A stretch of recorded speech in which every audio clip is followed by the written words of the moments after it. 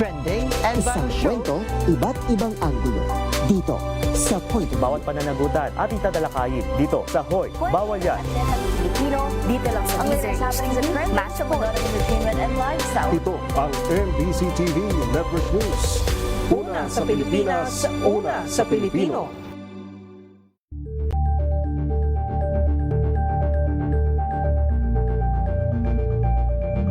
We've got you covered. From the hottest hits, exclusive interviews, kilig to the bones fan meet experience, and hataw performances of your favorite stars. Saturdays, 12 noon, dito lang sa DZRH TV.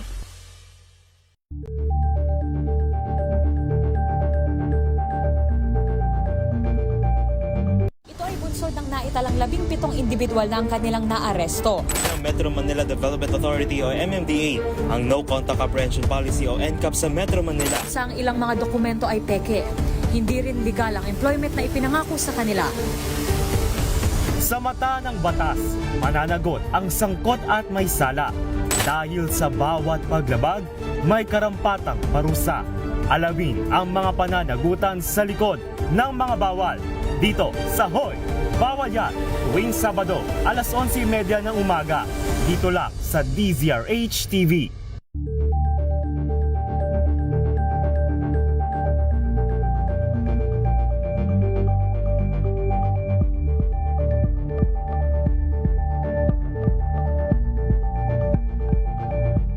Curious ka ba sa maraming bagay? Kami na ang bahala dyan. Aalamin, tutuklasin at bibigyang linaw namin ang mga katanungang bumabagabag sa inyong isipan. Sa programa kung saan ang bawat sagot ay galing lamang sa mga eksperto. Ang Expert's Opinion, tuwing linggo alas 3 ng hapon, dito lang sa DZRH TV. Number 1 na naman ang inyong DZRH sa latest survey ng Kantar Media na inilabas nitong January 2026. Hindi lang sa Metro Manila, kundi pati rin sa Mega Manila. Patunay na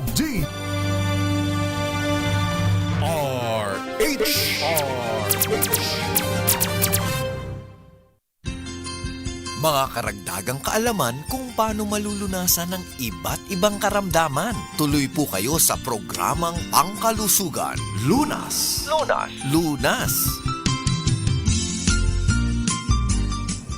Magandang gabi Pilipinas, Metro and Mega Manila. Tutok na po dito sa programang Lunas sa DZRH at RHTV. Samahan niyo po kami for 1 hour at pag-usapan po natin ang ating kalusugan, pangangalaga ng ating katawan at pag-iwas sa iba't ibang karamdaman. Makakasama po Ella ni Bensal at ngayong gabing ito sasamahan pa nga rin po tayo ng ating pinagkakatiwalaang surgical oncologist mula sa Manila Doctors Hospital. I-welcome po natin Dr. Marco. Good evening. Kumusta? At naramdaman mo ba ang rollback? Medyo hindi. Dahil ang taas-taas na ng pagtaas ng presyo ng gasolina at diesel. Kaya sa totoo lang, hindi masyado. Ikaw, kumusta? Okay naman. Bilang commuter, okay naman. Nakakaraos. Nakakabiyahe pa rin. Good. Buti na lang. Ang isang good effect talaga ng oil crisis na to, talagang nakita mo na yung traffic talagang nabawasan. Pumonte. Oo, bawasan ng traffic. So, mas easy yung commute papunta at pabalik sa bahay. Yes. Pero ang oil crisis na ito nakatulong nga rin kaya Doc sa relasyon ng mag-asawa, ng mag-boyfriend at girlfriend, 'di ba? Kasi baka nalimitahan ang kanilang pagkikita. At kailangan ng masusing pag-aaral. Pero tonight naman iba naman ang ating ipipresenta. No? Yes. Topic nga natin ngayon, Doc, ay marriage and cancer risk. New research insights. Ayan, ang ating maganda at makabuluhang talakayan ngayong gabing ito, Doc. Pero tatanungin na rin muna kita, kumusta nga po ba ang status ng love life ni Dr. Marco ngayon? Doc? Ay, nawala si Doc. Ayan, pasuspense pa ang kasagutan kung ano nga ba ang status ng love life kasi diyan nga po natin malalaman kung ang ating status being single, married, widowed, just broke up, it's complicated, ay may kaugnayan nga ba sa pagkakaroon ng cancer at sa pag-survive sa cancer. So balikan nga po natin ang tanong natin kay Doc Marco, kumusta naman po ang ating buhay pag-ibig ngayon, Doc? Wow, napaka-personal mo kaagad. Well, hindi naman masyadong apektado, kaya lang syempre mas stress ng konti at ang payo natin diyan relax lang, cool lang. At lilipas din ito. Yes, 'di ba? Wag nga po masyadong mainit ang ulo, mainit na nga po ang panahon, wag na nga rin po natin sabayan pa ng init ng ulo. Chill lang, relax nga lamang. Pero Doc, balikan nga po natin yung ating topic na yung ating status sa pag-ibig ay may kaugnayan nga rin po ba sa taas ng risk natin na makakuha ng cancer or sabihin nga rin natin makasurvive sa cancer? Okay. So, ang ating exciting at hot na study na pinagbabasehan ay isang study na galing or hango sa Cancer Research Communications, just published itong April 2026. So ito lang, kakalabas lang, this week lang. At this is published by the AACR, which is a big organization. It's the American Association for Cancer Research. So isa sa pinakamalaking organisasyon na may kaugnayan sa pag-research ng cancer, And this is a study na ginawa ng University of Miami School of Medicine. At ang title nito actually is Marriage and Cancer Risk, a contemporary population-based study across demographic groups and cancer types. So, ang pinag-aaralan actually hindi yung relasyon ng pag-ibig. Rather, it's the marital status, kung kasal at hindi kasal. Tiningnan ang this is based again on a big database na siyang wala tayo Ang maganda, meron tinatawag na the SEER program or the Surveillance Epidemiology and End Results na programa ng United States government simula between 2015 to 2022. Itong programa na to nagso-store lahat ng data tungkol sa cancer patients. So imagine lang the volume, yung dami ng data na dapat i-store at dapat mag-encode, and it involves almost 103 million cases kasi over 7 years to 2015 hanggang 2022, and there's about 62 million every year na nagkakaroon. Ang total nito more or less mga 103 million people ang involved na may hango sa actually mga 12 na United States na states like California, Connecticut, Hawaii, Georgia, Iowa, Idaho, New York, Louisiana, New Mexico, Kentucky, New Jersey, and Utah. Tapos itong lahat ng mga data na to represents about 31% of US residents in 2022. So malaking data to. Ang tiningnan nila, yung mga pasyente may cancer, dinivide nila according to marital status yung mga kasal, no, yung legal status married ba Oo. o hindi kasal, no, never married. Of course may bias 'yan, ano, pero but we have to take the sheer volume kasi ang laki ng study na to. So ang mga findings ay magiging quite significant. Ang in-include nila ay taong above 30 years old, ha? And kinonsider nilang married ang isang tao, yung grupo ay kung ang status nila ay kasal talaga, married, no? Divorced, married pa rin 'yon. Separated, no? Naghiwalay, no? Hiwalay ba o widowed, no, or naging balo, Yes. correct, no, naging viudo or byuda. So ito ang mga ever married group as compared to the never married na never Single talaga. nagpakasal or talagang wala, no? So again, may konting bias pero doon natin kung may difference nga, no, kung depending on the findings, makikita kung meron bang impluwensya ang itong mga social and behavioral factors, no, sa pagkakaroon ng cancer at sa resulta ng cancer treatment. So alamin nga natin, Doc, kung ano nga po ba ang benepisyo ng pagkakaroon ng asawa or sabihin nating kasal, 'di ba, sa pagtugon nga po sa cancer. Yan po ang ating babalikan maya-maya. Meanwhile, Doc, ipasok nga rin lamang po muna natin ang mainit na balitang ito, Vice President Sara Duterte pinayagan ng Malacanang na bumiyahe abroad mula April 23 hanggang May 15. Para sa detalye ng balitang yan, ihatid sa atin ni RH14 Leth Narciso.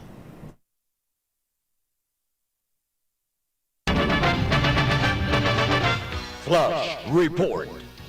Flash Report!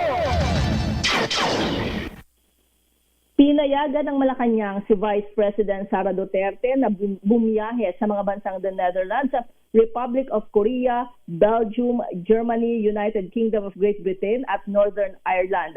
Batay yan sa Travel Authority na pirmado na Executive Secretary Ralph Recto. Nakasaad sa dokumento na ang petsa ng biyahe ng Vice Presidente ay sa April 23 hanggang May 15, 2026. Nakasaad rin na walang gagastusing pondo ng gobyerno sa biyahe ni VP Sara. Ito si Leth Narciso para sa DZRH, una sa Pilipinas, una sa Pilipino. Flash Report.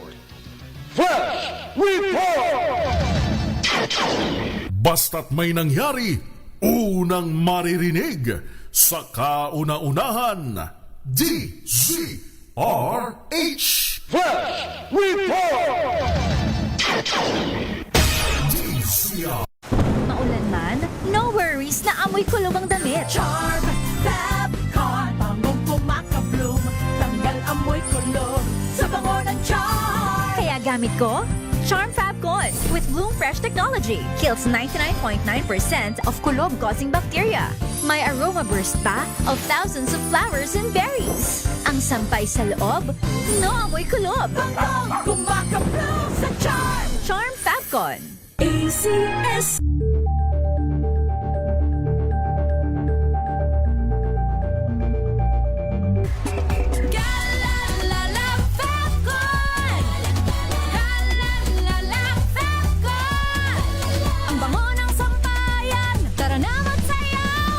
Fabcon, amoy nakaka-joyful!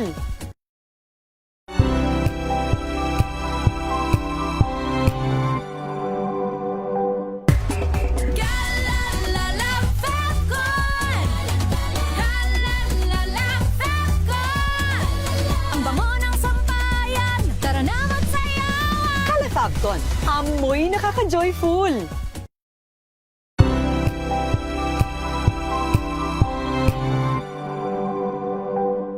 Abangan this Saturday. Hi, this is James Reid, and you're watching Scene Zone. Kilig vibes with Mr. Randomantic. Yes, I can say I'm living that Randomantic life. Ginawa ko na yun. Yes. I think maybe twice or 3 times. Hindi lang kita sa final edit of the music video, but there was a lot of fans passing. Troll pa lang Pwede naman. rin naman sa real life. Yes. I wouldn't mind. Paano na lang kung si James Reid ang kasama mong mas stuck sa traffic? Baby, pasensya na, nananaginip pa, hindi na para isisi sa iba. Kung pwede lang na lumipad sa EDSA, di na nga maghihintay pa. Alas 12 ng tanghali, dito lang sa DZRH TV.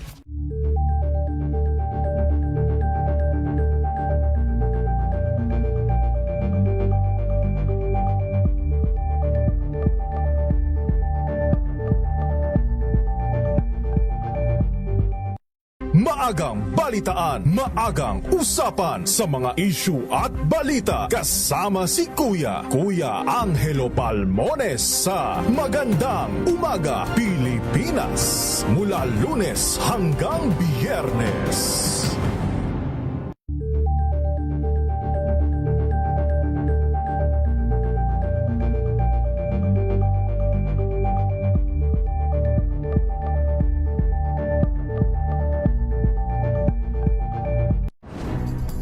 Good vibes ang hanap mo? Dito ka na sa sigurado!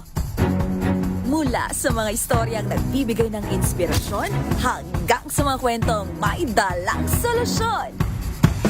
Mga balitang pampagaan, pakiramdam at pampaganda ng araw. Hindi lang ba sa good news, kundi the better news. Mula Lunes hanggang Biyernes, 1:00 ng tanghali sa DZRH TV.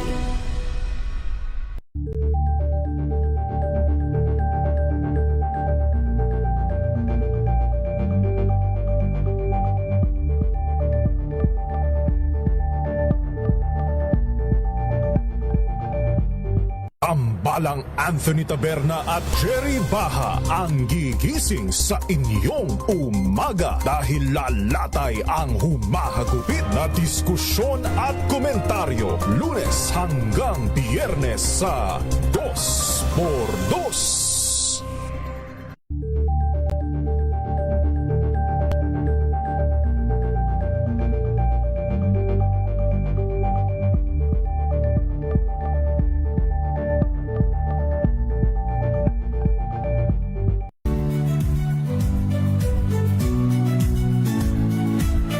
Magandang araw mga kaibigan. Ito po ang inyong balerina ng bayan, si Lisa Makuha Elizalde, na nag-aanyaya sa inyong samahan kami at ang aming mga espesyal na panauhin para sa kalahating oras ng masayang kwentuhan sa aming programang Art to Art, kung saan ang usapang sining at kultura ay para sa lahat.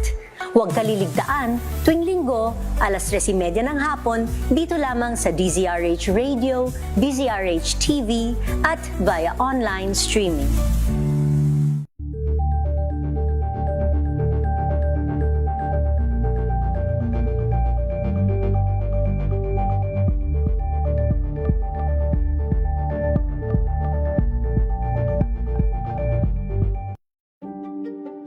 Buklatin ang mga pahina. Talagang mga sakit ngayon, kaya para malaman kung paano ito maiiwasan at malulunasan, tayo na't makinig sa ating programang Lunas. Nagbabalik po second part ng ating programang Lunas sa DZRH at RHTV. At ang programang ito ay hatid pa nga rin po sa atin ng Shield Bath Soap. Para nga po sa mga kakauwi rin lamang ng kanilang tahanan, ugaliin nga rin po na maghugas ng kamay at maglinis po ng buong katawan gamit po ang Shield Bath Soap. Ang Shield Bath Soap ay galit sa sakit at may malasakit at sulit na sulit gawa po sa atin ng ACS. Sa pagpapatuloy nga po, Dok, ng ating discussion para sa mga kakatune in rin lamang, pinag-uusapan natin marriage and cancer risk. Ano nga po ba ang ugnayan ng cancer sa pagiging married o kasal or may asawa, Dok? Sinasabi dito, Dok, nabasa ko rin lang na 85% ng mga babae more likely na makapag-develop ng cancer yung mga unmarried kumpara sa mga married women. Pero kung sa lalaki naman ang pag-uusapan, 70% ng mga unmarried or married men ay posibleng maka-develop ng cancer. Tama, no? Actually, itong study na to ay significant, no? Kasi bago nitong study na to, wala tayong masyadong data na ganun karami, no? Population-based. Remember, milyones ang pinag-aralan dito, no? Millions of people, no? So, na tiningnan using their marriage status as a modifier, no? At kasi yung pagkakasal, madalas ay walang influensya siguro, gano'n, di ba? Oo.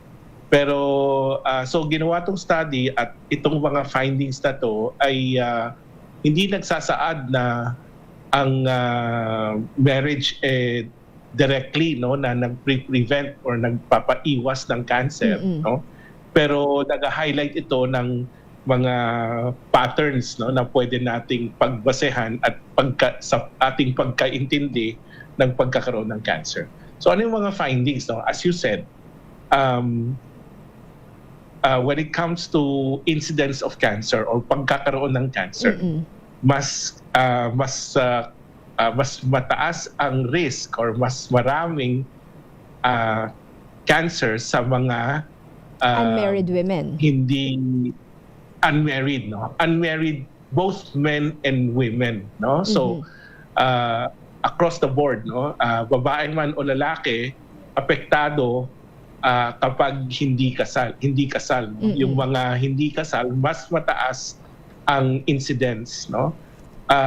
Ang pinakamataas na grupo na nakita nila ay dun sa mga black men, no? Followed by Hispanic men, tapos tapos yung susunod white and Asian Pacific Islander men, no? So yun ang pinakamababang parang asosasyon, no? Tapos nakita nila na pag mataas ang edad, like 55 and above, no? Kumpara sa 30 to 54. So 55 below, no? Mas mataas ang association ng pagtaas ng cancer kapag mas may edad, no? Nagpipik to at 70 to 74. So overall, again, no, yung hindi pagkasal nagpapataas ng mas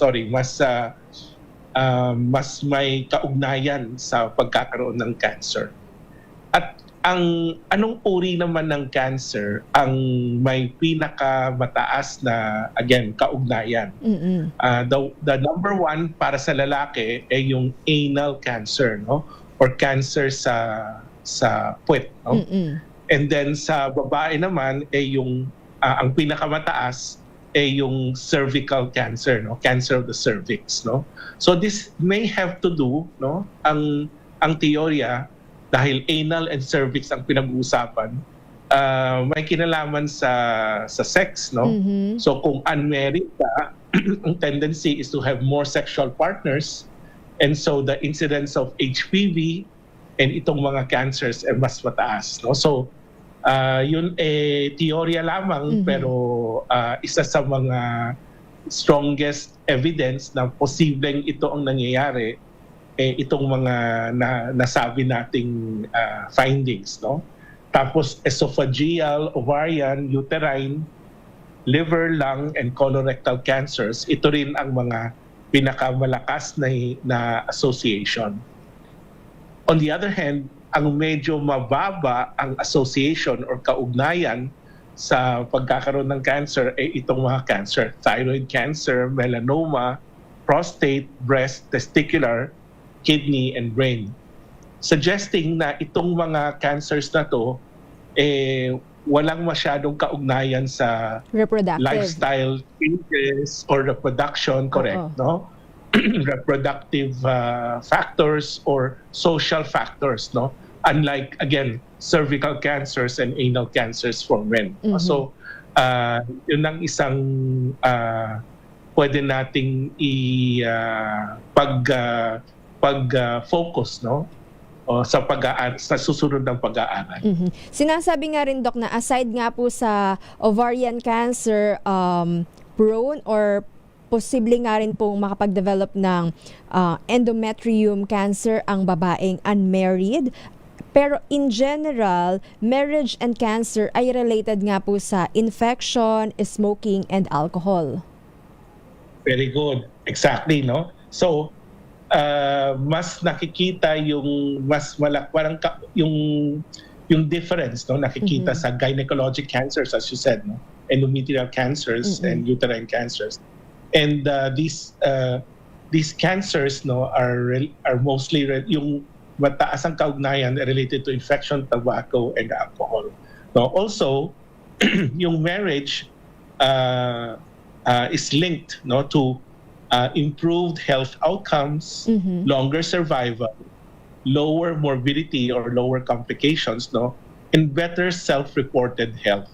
So, itong mga factors na to, again, are social factors that marriage are linked to, no?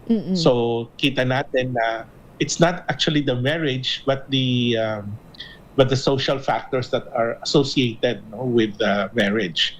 And yung married individuals, no, yung kasal ay mas madalas na makita na yung kanilang cancer maagang matuklasan and mas maganda yung outcome, no? Whereas yung mga unmarried individuals, ang presentation nila, karamihan, advanced na ang stage at diagnosis. Pero Doc, ibig sabihin nga rin po ba niyan na yung mga single, dapat na nga rin po bang mag-asawa para nga po mas maging ligtas sila sa cancer or mas bumaba yung risk factor na sila ay magkaroon ng cancer? Well, that's actually ang simple, ang quickest answer doon is hindi naman, no? Kasi masyadong oversimplification kung sinabi mong dapat magpakasal ako para bumaba yung aking risk, no? Yung pagkakasal kasi hindi siya treatment, hindi siya gamot, no? Para ikaw ay hindi magkaroon ng cancer. No, rather pag-usapan natin later, no, ang mga ito ay nagsasaad ng mga, again, no, yung behavioral and social differences ng may kasal at hindi pagkasal na yun ang malamang na may kaugnayan sa sa pagkakaroon ng cancer o hindi, no, or sa pagtataas ng panganib ng pagkaroon ng cancer. So yung ating mga payo later on, no, hindi mag-include na sige magpakasal ka na, hindi yun, no. Rather ifo-focus natin kung ano ang deeper, no, or mas malalim na factor na posibleng makuha mo rather than pakasal lang, no. Sinasabi nga rin kasi dito, Doc, 'di ba, na kapag yung kasal or may asawa ay mas may strong support system, kung bakit nga rin po ba nakakatulong na mas bumaba yung kanilang risk at mas tumaas yung kanilang survival rate sa pagkakaroon ng cancer. Aalamin pa nga po natin, Doc, ano pa nga po ba yung mga mapapayo natin sa mga single na sinasabi nga rin po, Doc, na may kinakailangang frequent na pagpapacheck up or sabihin natin mas maging proactive, ano, sa kanilang kalusugan. Yan po ang ating babalikan maya-maya dito pa rin po sa programang Lunas sa DZRH at RH TV. This time check is brought to you by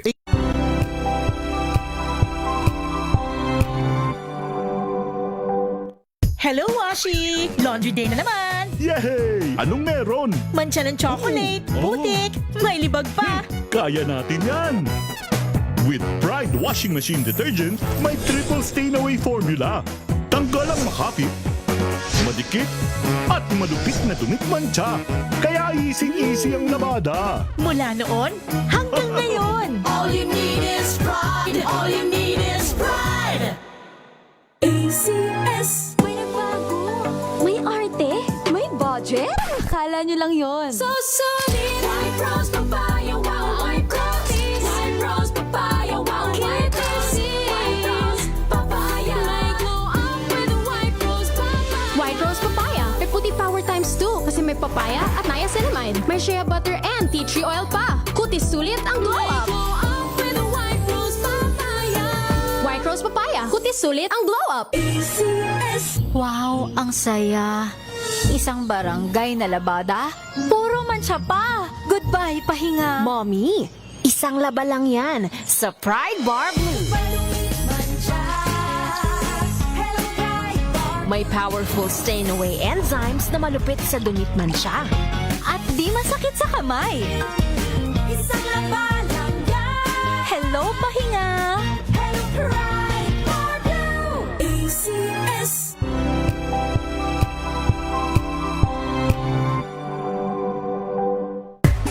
Galalala Falcon. Galalala Falcon. Ang bango ng sampayan. Tara na magsayawan. Calefabcon, amoy nakaka-joyful. Tinesting, sinuri, siniyasan. Ang resulta? Super effective ang Shield sa pagpatay ng bakterya at virus. Shield Antibacterial Soap. Believe ang mga eksperto sa Philippine Nurses Association. At si Mami. Tiwala ako sa Shield. Shield Antibacterial Soap. Napatunayang mabisa. Ang mga nurse, tiwala. ACS. Galalala Falcon. Galalala Falcon. Ang bango ng sampayan. Tara na magsayawan. Calefabcon, amoy nakaka-joyful.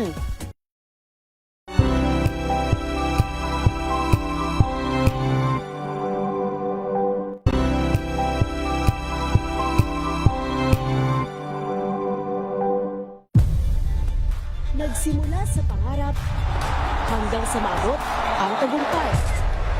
Iba't ibang kwento, iba't ibang mukha ng atletang Pilipino.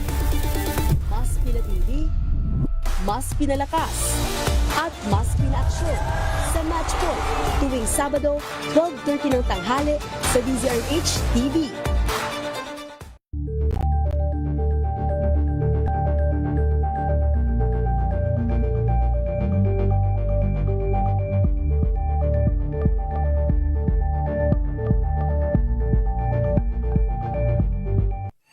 Mga balitang gigising sa inyong umaga. Mga balitang kailangan mong malaman. Mapapakinggan sa ACS Balita sa 2x2. Kasama sina Anthony Taberna at Jerry Baha. Lunes hanggang Biyernes.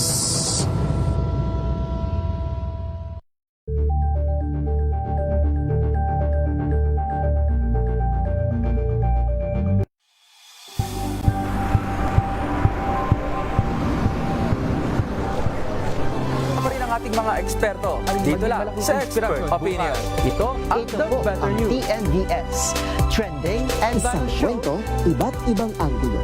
Dito sa Point. Bawat pananagutan ating tatalakayin dito sa Hoy. Bawal yan. Pilipino, dito lang sa DZRH TV, Match Point, Entertainment and Lifestyle. Ito ang MBC TV Network News.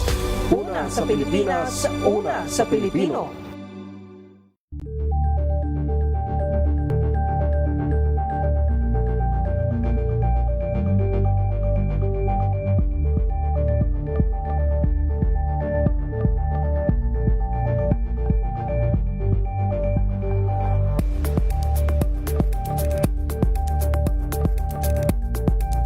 Always better than cure. Kaya para sure, atin ang pakinggan ang palatuntunang pangkalusugan. Lunas! Lunas!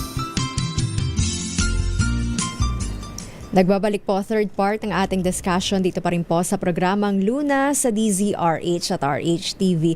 At muli kapartner pa nga rin po natin ang Shield Bath Soap. Paalala pa nga rin po natin sa mga kakauwi rin lamang ng kanilang tahanan, ugaliin pa nga rin po na maghugas ng kamay at maglinis po ng buong katawan gamit po ang Shield Bath Soap.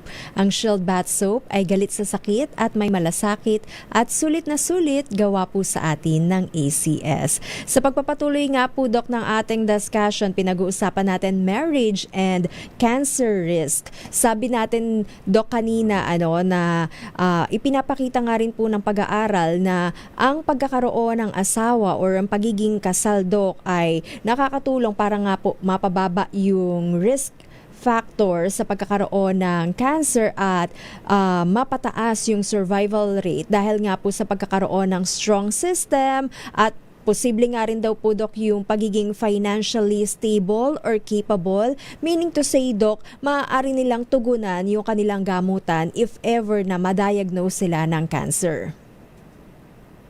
Correct, no? So, instead of yung marriage itself, no?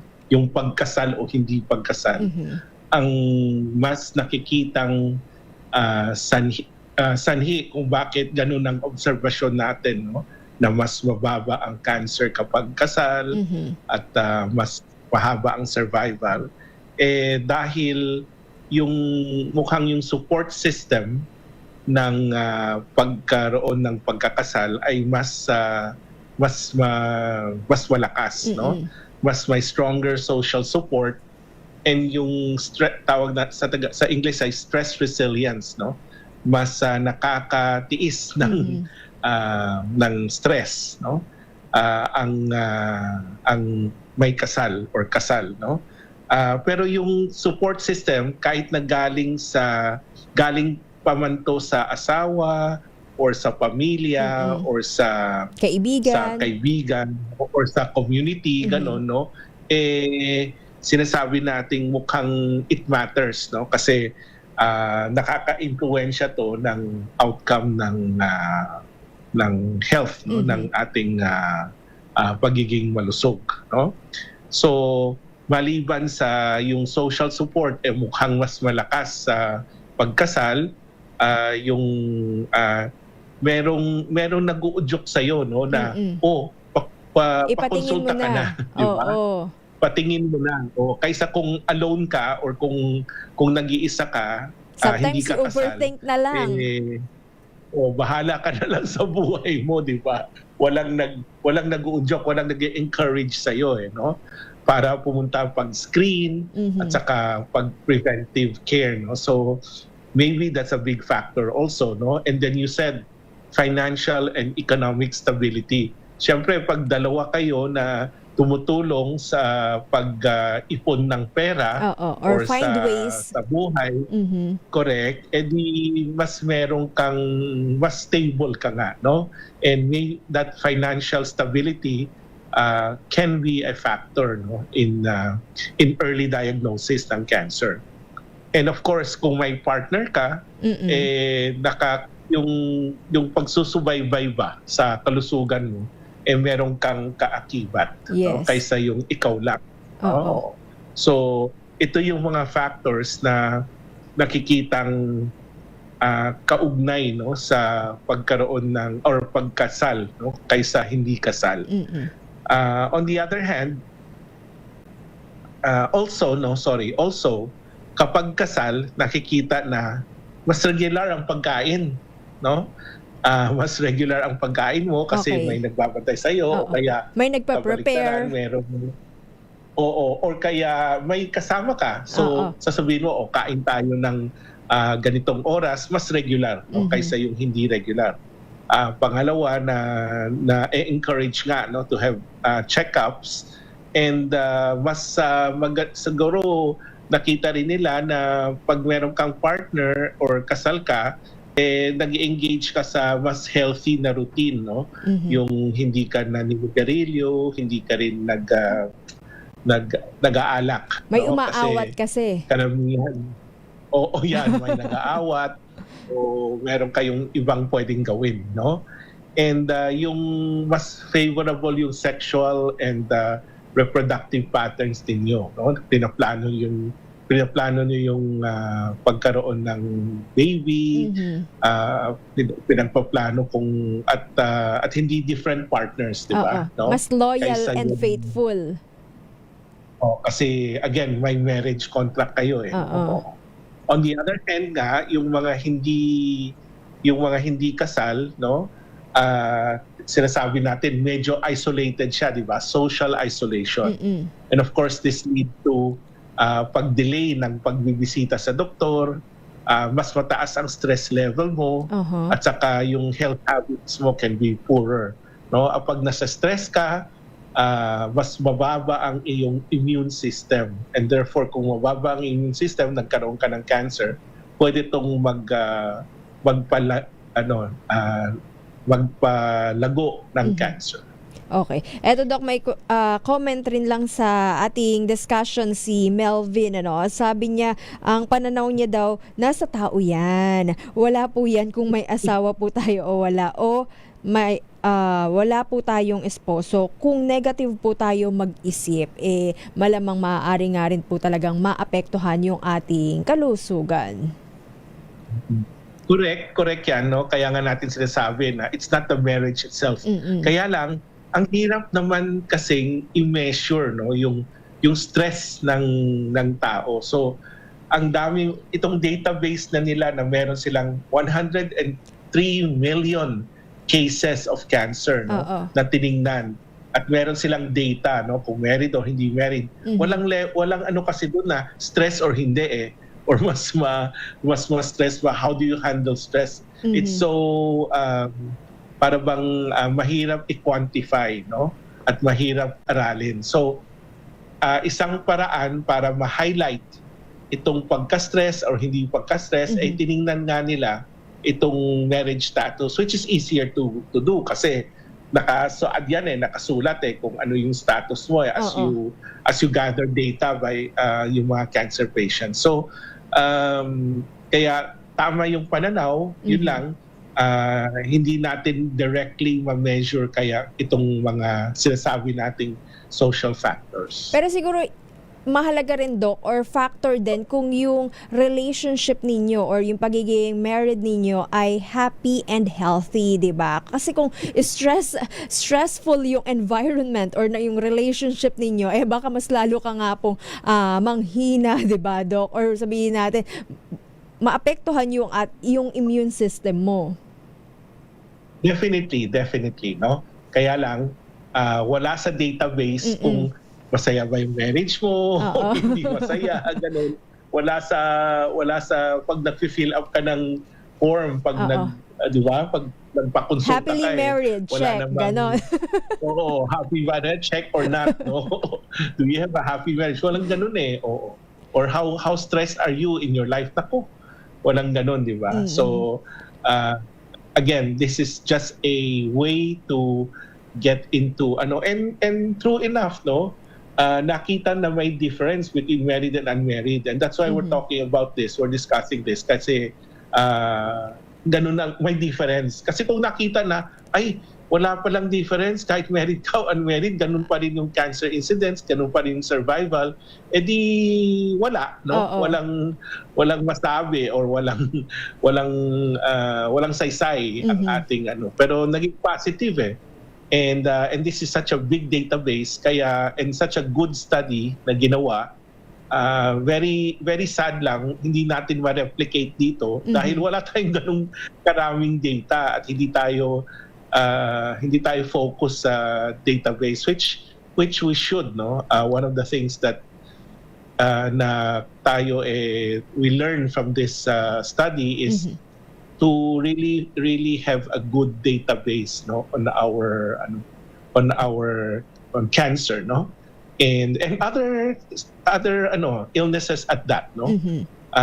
But this takes a lot of effort and money, no, and focus talaga.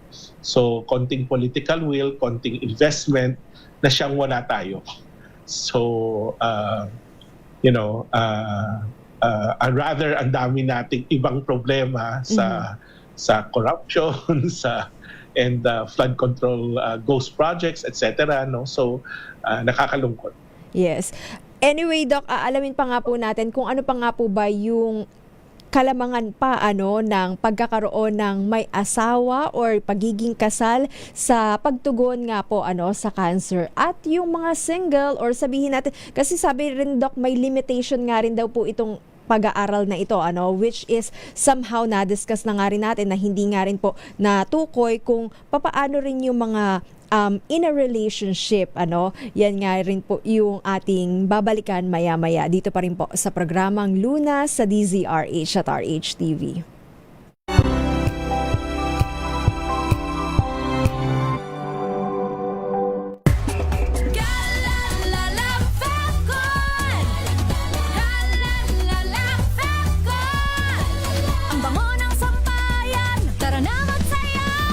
Fabcon, amoy nakaka-joyful!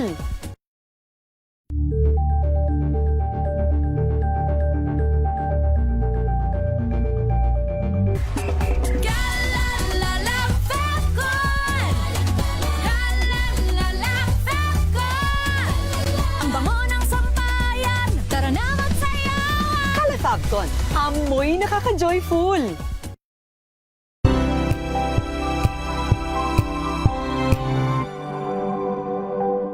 Curious ka ba sa maraming bagay? Kami na ang bahala dyan. Aalamin, tutuklasin at bibigyang linaw namin ang mga katanungang bumabagabag sa inyong isipan. Sa programa kung saan ang bawat sagot ay galing lamang sa mga eksperto. Ang Expert's Opinion, tuwing linggo 3:00 ng hapon, dito lang sa DZRH TV.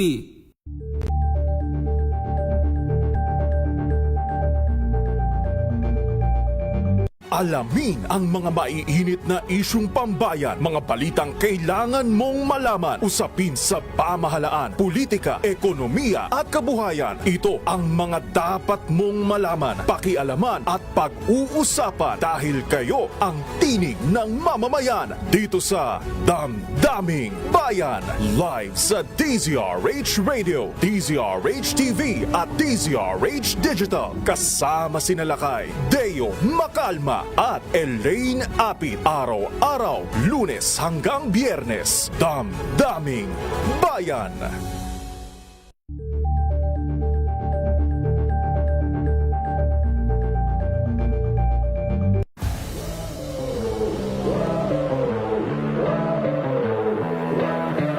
Well, ang mindset ko talaga is, una sa lahat, pagdating sa receive, talagang sasakupin ko yung buong court na parang hindi ko na sila papahawakan ng bola na sige pumalo na lang kayo dyan, ako na yung re-receive. Parang ganun yung nasa mindset ko eh.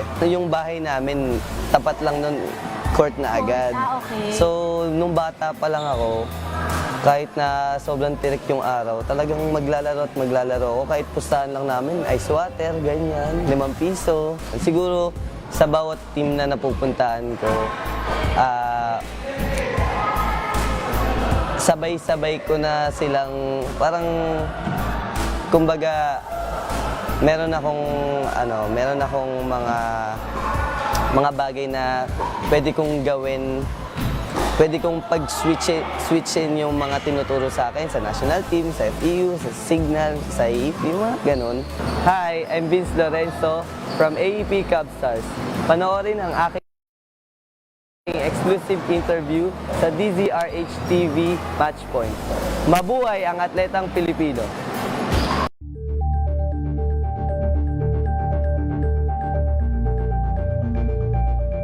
Abangan this Saturday. Hi, this is James Reed and you're watching Scene Zone. Kilig vibes with Mr. Randomantic. Yes, I can say I'm living that Randomantic life. Ginawa ko na yun. Yes. I think maybe twice or 3 times. Hindi lang kita sa final edit of the music video, but there was a lot of fans passing.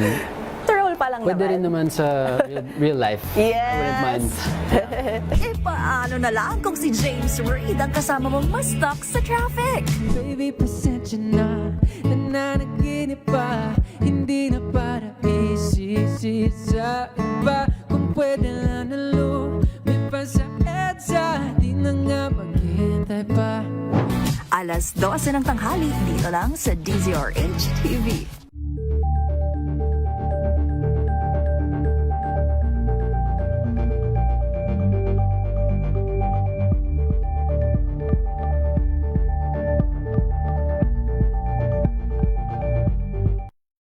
maagang balitaan, maagang usapan sa mga issue at balita. Kasama si Kuya Angelo Palmones sa Magandang Umaga Pilipinas. Mula Lunes hanggang Biyernes. Number 1 na naman ang inyong DZRH sa latest survey ng Kantar Media na inilabas nitong January 2026. Hindi lang sa Metro Manila, kundi pati rin sa Mega Manila. Patunay na DZRH lang ang inyong tunay at totoong Kung paano maiiwasan at malulunasan ng iba't ibang karamdaman, atin ang pakinggan ng programang Pangkalusugan, Lunas. Last part na po ng ating discussion dito pa rin po sa programang Lunas sa DZRH at RHTV. Kasama pa rin po natin Dr. Marco at ang topic nga po natin ay marriage and cancer risk. Doc, para sa pag-aaral, matagal na rin nalaman na ang pagiging kasal or may asawa ay may tulong nga po sa pagbaba ng cancer risk at ng pagtaas sa survival ng cancer. Pero nababaliwala nga rin lamang daw po ito, lalo na nga daw po sa US, Doc, na kumokonte yung mga nagpapakasal. Tama, no? Kaya importante itong study dahil para malaman natin nga kung ano ang pwedeng gawin at ano ang tunay na kaugnayan nito, no? Lalo-lalo na nakikita natin mas kumukonti ang nagpapakasal, mas matanda ngayon ang nagpapakasal, hindi ba? Oo.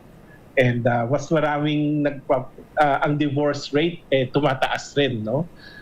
Umabot yata ng more than 50% ang nagdi-divorce, no? So parang although itong is yung divorce nasa kasal pa rin, no? Nakikita mo na pag nag-separate nasa stress, of course, and nawawala yung social bond, no? Na pwedeng yun ang rason talaga or sanhi kung bakit nakikita natin yung health benefit, di ba? So, dahil dun sa findings natin at dahil dun sa nakita nating outcome, no, na mas maganda talaga kung sa mga may kasal, ito ang rekomendasyon, no? Una, with regards research, no? Dahil ganun ka importante yung findings sa research, dapat importante na pag nag-research tayo, huwag kaligtaan, no, na tingnan din ang marital status or matala, no, sa ating database, kasi nakaka-identify tayo ng alin ang mga high-risk population at nata-target natin, no, ang ating preventive strategies, no, kung sa mga HPV-related, tobacco-related na mga cancer, no, at para may magawa tayo tungkol sa mga findings na to. Pangalawa, yung ating pagsusuri in the future, no, or research, dapat matukoy natin kung ano ba ang iba pang, no, mekanismo yung na nadudulot ng mga ganitong findings, no, ganitong observation. So makita natin to para ma-address natin yung mga, we call them disparities, no, cancer disparities, para pagpayo ng maganda pa, no, sa susunod nating in the future. No? Okay. Now, on the other hand, that was for research, no? Ito yung mga recommendation para sa research. Ito naman ang practical advice natin sa ating listeners, sa tao, no? sa viewers. Tao. Sa ating listeners, no? Number one, it's not to be married, ha. It's not get married, no, kasi that's a whole different aspect, no.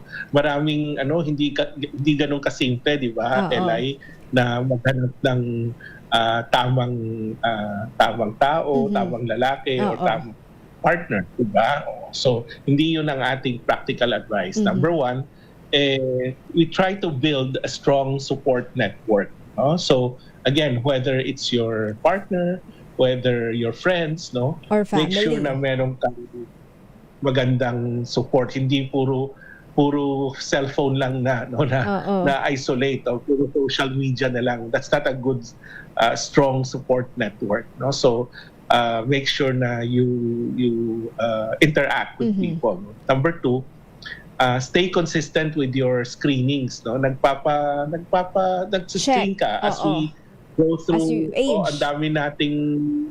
Ang dami nating programa na tungkol sa, for example, sa babae, breast mammography, pap smear every 3 years, no? Tapos colon exam, no? Starting at 45, mga ganon, no?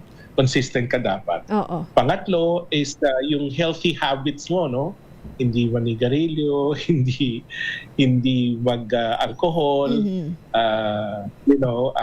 have one sexual partner, eat more vegetables and fruits, etc. No? Try to maintain these healthy habits. No?